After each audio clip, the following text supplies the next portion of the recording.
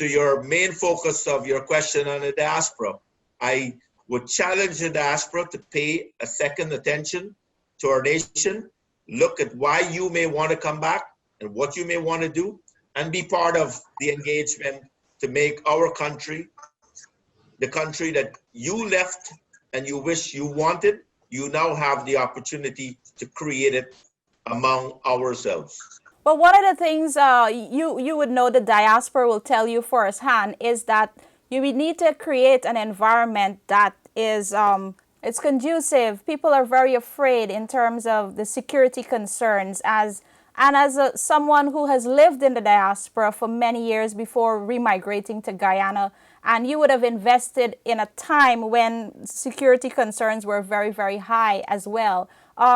Tell us a bit from your personal experiences to now, and what really would be your message to the diaspora, knowing that people's concerns are really security concerns. You know, when you study the security data compared per capita to other parts of the world, we're a fairly safe environment. I mean, you know, a lot of the diaspora that left back in the 80s and the 70s and 80s were accustomed to a different security level. We call them, you know, the petty thieves.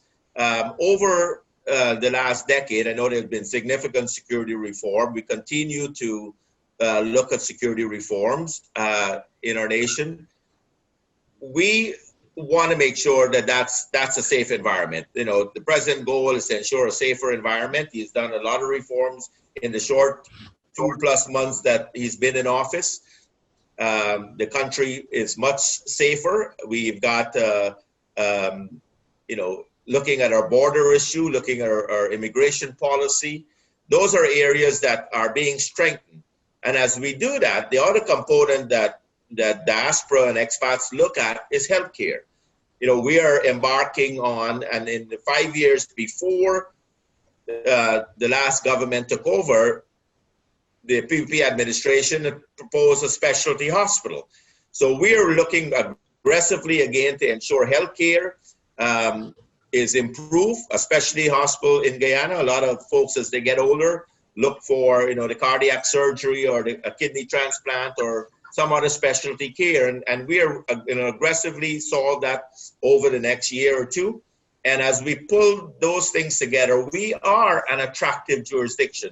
Right now, we are so attractive as a jurisdiction for investment that it's a driver to ensure that these other components that investors and diaspora will look at is enhanced. And that's one of our goals as a nation and as a PPP administration.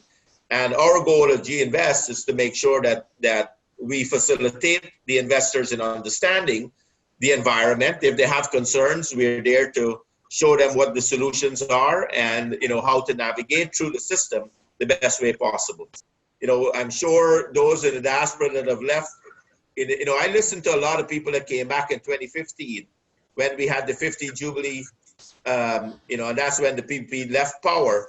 They came into Guyana and they were shocked at what the PPP had done in the years that they were in power. They did not recognize Guyana in 2015.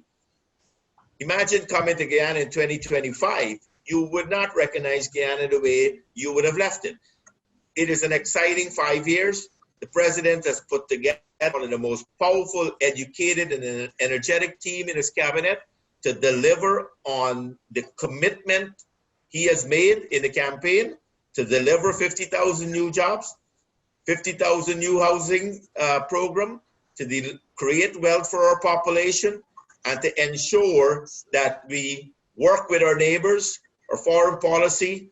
I am very pleased with the American government that they have taken this initiative to heart. They are here to support us. You know, the Secretary of State and President Trump has committed their resources to see Guyana develop. You couldn't ask for a better partner. We know we have other partners around the world that will be part of our development plan, and we look forward to their commitment also to help move our nation along. So I recently had an interview with the Ministry of Foreign Affairs talking about diaspora and remigration engagement and so forth. How are you working with that ministry to create this one window for investors? Well, there are many opportunities for both foreign direct investment and especially local direct investment. The diaspora plays a very, very important role in the future of Guyana. We have some of the best skill sets around the world. We have a lot of our diaspora can invest in a lot of our industries locally. And so we'll be working along the Ministry of Foreign Affairs to look at what are the opportunities in Guyana. One, we need remigrants. We need a lot of people in Guyana going forward. And I tell my colleagues across the world, you're going to be able in the next 5 years to make the same salary you're making in other countries in Guyana, and you get to be home. So I encourage the diaspora to pay attention to if new opportunities come in our way, take a chance and come back and be part of our growth trajectory. And, this opportunity for investments, different than, just a remigrant looking for work opportunity. We want to make sure an investor coming in understand what are our needs, where the new sectors will need development opportunities, and work alongside them in a seamless manner. I mean, companies have to be created. They have a registration process. There's certain investment opportunities in Guyana in terms of what the incentives are, especially in the tourism industry, in the agriculture sector, in the mining sector.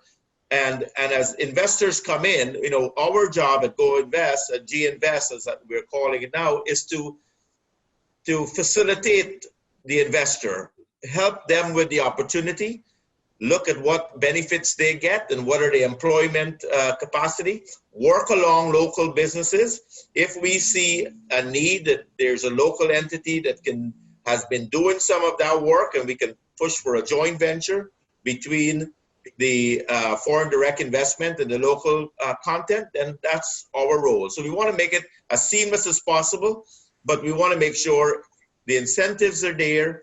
We want the diaspora to come back. We want the foreign direct investment, and we want our local businesses to grow. And ultimately, the president's goal is to create wealth in our population, is to see our people benefit, to see our natural resources work for us, just as the oil industry will work for us over the next decade.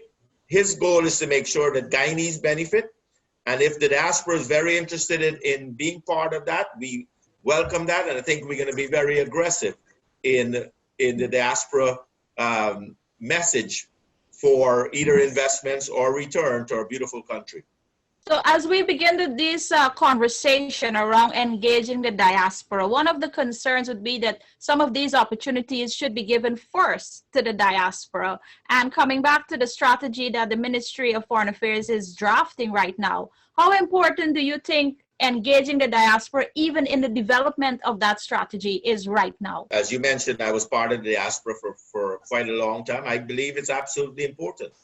I believe that we have some of the best qualified Guyanese around the world. I've seen significant in my travels across, I think, 72 countries now. I've run into Guyanese around the world that have been very successful in major businesses. If we can attract them, give them the right incentives to be part of our development, the president has said that is a high priority, to make sure that we reconnect our brothers and sisters around the world. We all love Guyana.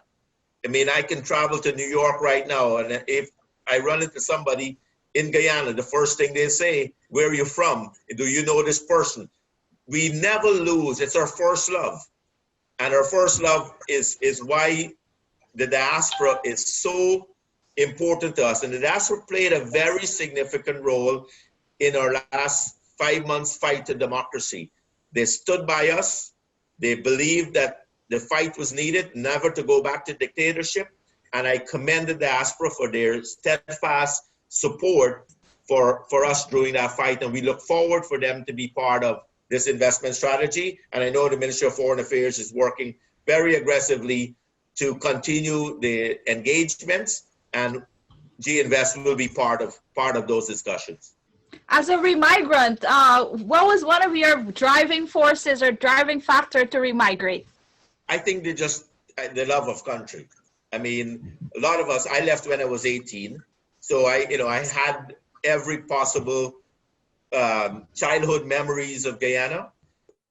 I came back early 2000 and I haven't basically left. I've traveled a lot, but I have not left. I believe, I feel at home in Guyana. Yes, I could probably do much better, in a nice condo on the beach in South Florida. But, when you're able to contribute to your home country, when you're able to see people's life get better, that's what our president is committed to. That's what some of us are aligned to. And, being here and being at home and being part of this growth in the next 5 years, I'm glad that I took the risk decades ago to say that I'm now committed to ensure that our people benefit going forward. And Dr. Irfan Ali's plan as outlined, and if you just look at the last 2.5 months, what Dr. Ali and his administration has done for Guyana in the last 2.5 months, the previous government did not even come close in 5 years in delivering any of their promises to our nation. Dr. Ali has come in and 2.5 months have changed our environment, changed our trajectory, created the excitement among our people, created the investment opportunities, and I can only see that going forward in a significant manner over the next 5 years under his leadership.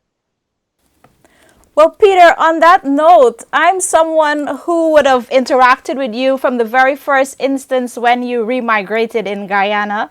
And we've had our relationship started since when I was in the media, and I've done numerous interviews with you. And I know you're a very passionate person, especially about the economy and Guyana progressing. And I feel very happy for you to see you here now, having, come to this point to make such a contribution, a great contribution to Guyana, to propel us into the future of great things. So I want to wish you all the best.